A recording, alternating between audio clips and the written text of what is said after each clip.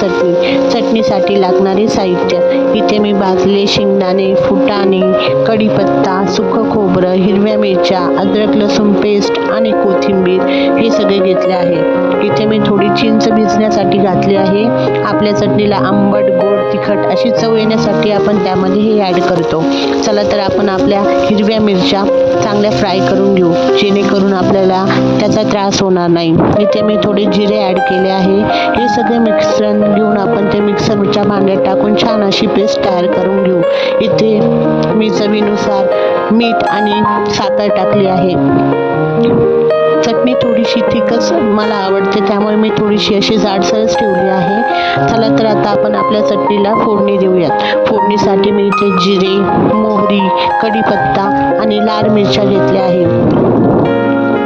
लाल मिरचीने छान असं आपल्या फोडणीला चव येते.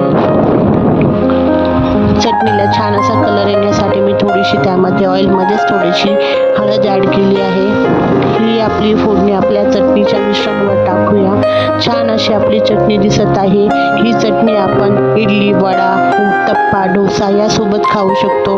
अत्यंत इझी आहे आणि सोपी आहे, त्यामुळे नक्की ट्राय करून बघा आणि माझ्या चॅनलला लाईक, कमेंट आणि सबस्क्राईब करा. Thanks for watching.